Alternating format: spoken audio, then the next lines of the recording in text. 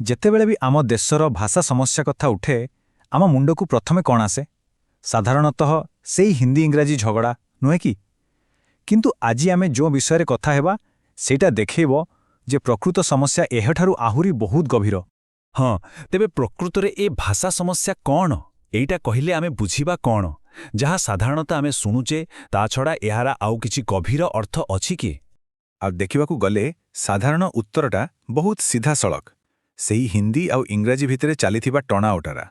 କିନ୍ତୁ ଜାଣିଛନ୍ତି ଏଇଟା ହେଉଛି ବରଫ ପାହାଡ଼ର ଉପର ଅଂଶ ଭଳି। ପ୍ରକୃତ ସମସ୍ୟା ତ ପାଣି ତଳେ ଲୁଚି ରହିଛି। ଆଚ୍ଛା, ଚାଲନ୍ତୁ ଏବେ ଏହି ବିଷୟର ଗଭୀରତାକୁ ଯିବା। ଲେଖକ ଗୋଲକ ବିହାରୀ ଧଡ଼ ଏକ ସମ୍ପୂର୍ଣ୍ଣ ଅଲଗା କଥା କହୁଛନ୍ତି। ତାଙ୍କ ମତରେ ପ୍ରକୃତ ସମସ୍ୟାଟା କୌଣସି ଦୁଇଟା ଭାଷାର ଲଢ଼େଇ ନୁହେଁ। ନା, ପ୍ରକୃତ ସମସ୍ୟା ହେଉଛି ଆମର ନିଜ ମାତୃଭାଷା ପ୍ରତି ଆମର ଅବହେଳା।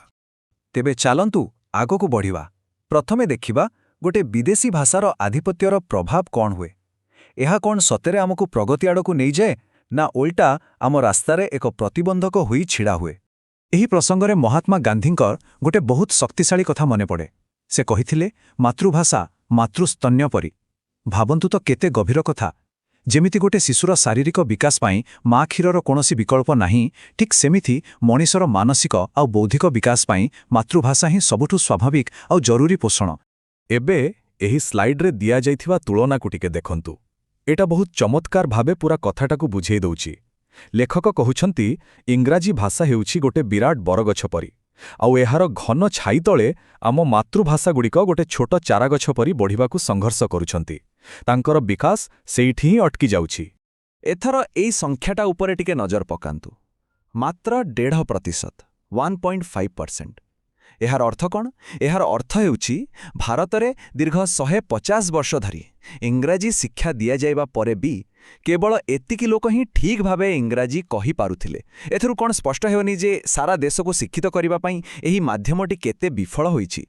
ଆଉ ଏହାର ପରିଣାମ ହେଉଛି ଏକ ଅଦୃଶ୍ୟ କାନ୍ଥ। ଯେତେ ସବୁ ଜ୍ଞାନ ତାହା ଇଂରାଜୀ ବହି ଭିତରେ ବନ୍ଦୀ ହୋଇ ରହିଯାଉଛି, ସାଧାରଣ ଲୋକଙ୍କ ପାଖକୁ ଆସିପାରୁନି। ଗାଁର ଚାଷୀଟିଏ ଆଧୁନିକ ଚାଷ ପ୍ରଣାଳୀ ବିଷୟରେ ପଢ଼ିପାରୁନି। ସରକାରୀ ଅଫିସର ଏମିତି ଭାଷାରେ କଥା ହେଉଛନ୍ତି ଯାହା ସାଧାରଣ ଲୋକ ବୁଝିପାରୁନି। ଫଳରେ କ'ଣ ହେଉଛି? ସମାଜରେ ଇଂରାଜୀ ଜାଣିଥିବା ଏବଂ ନ ଜାଣିଥିବା ଲୋକଙ୍କ ଭିତରେ ଗୋଟେ ବଡ଼ ପାଚେରୀ ତିଆରି ହୋଇଯାଉଛି। ଠିକ୍ ଅଛି, ତେବେ ସମସ୍ୟାଗୁଡ଼ିକୁ ତ ଜଣାପଡ଼ିଗଲା। ଏବେ ଚାଲନ୍ତୁ ସମାଧାନ ଆଡ଼କୁ ଦୃଷ୍ଟି ଦେବା। ଲେଖକଙ୍କ ମତରେ ଜ୍ଞାନର ଯେଉଁ ପ୍ରକୃତ ମୂଳଦୁଆ ତାହା ହେଉଛି ଆମ ନିଜ ମାତୃଭାଷା। ଆସନ୍ତୁ ଦେଖିବା ଏହା କେମିତି କାମ କରେ। ଏଠାରେ ଲେଖକ ଗୋଟେ ବହୁତ ଗୁରୁତ୍ୱପୂର୍ଣ୍ଣ ଶବ୍ଦ ଉପରେ ଜୋର ଦେଉଛନ୍ତି, ଲୋକଶିକ୍ଷା ବା ଗଣଶିକ୍ଷା। ଏହାର ମାନେ ହେଲା ଶିକ୍ଷା କେବଳ କିଛି ହାତଗଣତି ଧନୀ ବା ଅଭିଜାତ ବର୍ଗଙ୍କ ପାଇଁ ନୁହେଁ। ଶିକ୍ଷା ସମସ୍ତଙ୍କ ପାଇଁ, ଜନସାଧାରଣଙ୍କ ପାଇଁ। ଆଉ ଏହି ଲକ୍ଷ୍ୟ ହାସଲ କରିବାର ସବୁଠୁ ଭଲ ଏବଂ ଏକମାତ୍ର ରାସ୍ତା ହେଉଛି ମାତୃଭାଷା। କାରଣ କଥାଟା ବହୁତ ସରଳ। ଆମେ ଯେଉଁ ଭାଷାରେ ଭାବୁ, ଯେଉଁ ଭାଷାରେ ସ୍ୱପ୍ନ ଦେଖୁ, ସେଇ ଭାଷାରେ ଶିଖିବାଟା ହିଁ ସବୁଠୁ ସହଜ, ସବୁଠୁ ଦ୍ରୁତ। ନିଜ ଘରର, ନିଜ ହୃଦୟର ଭାଷା ଏହାଠୁ ବଡ଼ ଶିକ୍ଷାର ମାଧ୍ୟମ ଆଉ କ'ଣ ହୋଇପାରେ? ଆଉ ଏହାର ଗୋଟେ ଜୀବନ୍ତ ଉଦାହରଣ ହେଉଛନ୍ତି ପ୍ରଖ୍ୟାତ ଲେଖକ ଅନ୍ନଦା ଶଙ୍କର ରାୟ।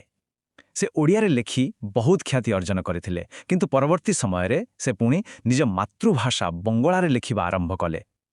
କାହିଁକି ଜାଣନ୍ତି? କାରଣ ସେ ନିଜେ ସ୍ୱୀକାର କରିଥିଲେ ଯେ ତାଙ୍କର ଯେଉଁ ସୃଜନଶୀଳତାର ପ୍ରକୃତ ସ୍ଫୁରଣ, ଯେଉଁ ନ୍ୟାଚୁରାଲ ସ୍ପାର୍କ, ତାହା କେବଳ ନିଜ ମାତୃଭାଷାରେ ହିଁ ଆସୁଥିଲା। ତେବେ ରାସ୍ତାଟା କ'ଣ? ଆଗକୁ କେମିତି ବଢ଼ିବା? କେବଳ ମାତୃଭାଷାର ଗୁରୁତ୍ୱ ବୁଝିଗଲେ ତ କାମ ସରିବନି। ଏଥିପାଇଁ ଦରକାର ଆମର ମାନସିକତାରେ ଏକ ବଡ଼ ପରିବର୍ତ୍ତନ। ଏହା ହେଉଛି ଗର୍ବ ଓ ଆତ୍ମସମ୍ମାନର ପଥ। ଆସନ୍ତୁ ସେହି ବିଷୟରେ ଆହୁରି ଜାଣିବା। ଲୋକେ ଭାବନ୍ତି, ଏହା କ'ଣ ସମ୍ଭବ? ଗୋଟେ ଭାଷାକୁ ପୁଣି ଥରେ ଜୀବନ୍ତ କରାଯାଇପାରେ? ହଁ, ନିଶ୍ଚୟ ସମ୍ଭବ। ଇସ୍ରାଏଲର ଉଦାହରଣ ଆମ ସାମ୍ନାରେ ଅଛି। ଗୋଟେ ସମୟରେ ହିବ୍ରୁ ଭାଷା ପ୍ରାୟ ମରିଯାଇଥିଲା। କେହି କହୁନଥିଲେ, କିନ୍ତୁ ଗୋଟେ ଦୃଢ଼ ଜାତୀୟ ଇଚ୍ଛାଶକ୍ତି ଆଉ ସାମୂହିକ ପ୍ରଚେଷ୍ଟା ବଳରେ ସେହି ଭାଷା ପୁଣି ଥରେ ଦେଶର ମୁଖ୍ୟ ଭାଷା ହୋଇପାରିଲା। ଏହା ଆମକୁ ଦେଖାଉଛି ଯେ ଯଦି ଇଚ୍ଛା ଥାଏ, ତେବେ ପରିବର୍ତ୍ତନ ଅସମ୍ଭବ ନୁହେଁ। ତେବେ ଏହି ପରିବର୍ତ୍ତନର ଚାବିକାଠି କ'ଣ? ସେଇଟା ହେଉଛି ଗୋଟିଏ ଶବ୍ଦ, ଅଭିମାନ। ଏହା କେବଳ ଗର୍ବ ନୁହେଁ, ଏହା ହେଉଛି ନିଜ ଭାଷା, ନିଜ ସଂସ୍କୃତି, ନିଜ ପରିଚୟ ପାଇଁ ଏକ ଗଭୀର ଆତ୍ମସମ୍ମାନ। ଲେଖକଙ୍କ ମତରେ ଏହି ଅଭିମାନ ହିଁ ପ୍ରଗତିର ପ୍ରକୃତ ମୂଳଦୁଆ। ଏହା ନଖିଲେ ଯେତେ ନିୟମ କଲେ ବି କିଛି ଲାଭ ହେବନି। ଆଉ ଏହି ଅଭିମାନର ଅଭାବ, ତାହା ଆମକୁ ଆମ ଚାରିପଟେ ସବୁବେଳେ ଦେଖିବାକୁ ମିଳେ। ମ୍ୟାଲେରିଆରୁ କେମିତି ବଞ୍ଚିବେ ତାର ବିଜ୍ଞାପନ ଦିଆଯାଉଛି ଇଂରାଜୀରେ। ରେଳ ଷ୍ଟେସନରେ ନିଜ ଭାଷାରେ ଲେଖାଥିବା ନାଁରେ ଭୁଲ ବନାନ। ଆମ ବାହାଘର କାର୍ଡଠୁ ଆରମ୍ଭ କରି ଦୋକାନର ସାଇନବୋର୍ଡ ଯାଏଁ ସବୁଠି ଇଂରାଜୀର ଦବଦବା। ଏସବୁ ଛୋଟ ଛୋଟ କଥା ଲାଗିପାରେ, କିନ୍ତୁ ଏହା ହିଁ ଆମ ଭାଷା ପ୍ରତି ଆମ ସାମୂହିକ ଉଦାସୀନତାକୁ ଦେଖାଏ। ସେଥିପାଇଁ ଲେଖକ ଗୋଟିଏ କଥା ବହୁତ ସ୍ପଷ୍ଟ ଭାବେ କହିଛନ୍ତି, ଯଦି ଆମେ ଭାବୁଥାଉ ଆମ କାମଟା ଆଉ କିଏ ଆସି କରିଦେବ, ତେବେ ସେଇ ଭାବନାଟା ହିଁ ଆମର ସବୁଠୁ ବଡ଼ ଭୁଲ। ଦାୟିତ୍ୱ ଆମକୁ ହିଁ ନେବାକୁ ପଡ଼ିବ। ନିଜ ଭାଷାର ଉନ୍ନତି ପାଇଁ ଆମ ସମସ୍ତଙ୍କୁ ମିଶି କାମ କରିବାକୁ ହେବ। ତେବେ ଏହି ପୂରା ଆଲୋଚନାରୁ ଶେଷରେ ଆମେ କ'ଣ ବୁଝିଲେ? ଚାଲନ୍ତୁ ଏହାକୁ ସରଳ ଭାବେ ଦେଖିବା। ସମସ୍ୟା ହେଲା ଇଂରାଜୀର ଅତ୍ୟଧିକ ପ୍ରଭାବ, ସାଧାରଣ ଲୋକଙ୍କ ପାଖରେ ଜ୍ଞାନ ନ ପହଞ୍ଚିବା, ସରକାର ଓ ଲୋକଙ୍କ ମଧ୍ୟରେ ଦୂରତା ଏବଂ ସବୁଠୁ ବଡ଼ କଥା ଆମ ନିଜର ଉଦାସୀନତା। ଆଉ ସମାଧାନ? ସମାଧାନ ହେଲା ମାତୃଭାଷାକୁ ପ୍ରାଧାନ୍ୟ ଦେବା, ଶିକ୍ଷା ଓ ଶାସନରେ ଏହାର ବ୍ୟବହାରକୁ ବଢ଼ାଇବା, ଆଉ ସବୁଠୁ ଗୁରୁତ୍ୱପୂର୍ଣ୍ଣ କଥା ହେଲା ନିଜ ଭାଷା ପାଇଁ ସେହି ଅଭିମାନକୁ ନିଜ ଭିତରେ ଜାଗ୍ରତ କରିବା। ତେବେ ଶେଷରେ ଗୋଟିଏ ପ୍ରଶ୍ନ ସହିତ ଆଜିର ଆଲୋଚନାକୁ ସାରିବା।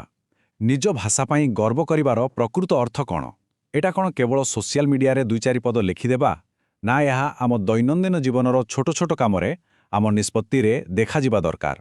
ଏ ବିଷୟରେ ଟିକେ ଭାବିବାର ଆବଶ୍ୟକତା ଅଛି।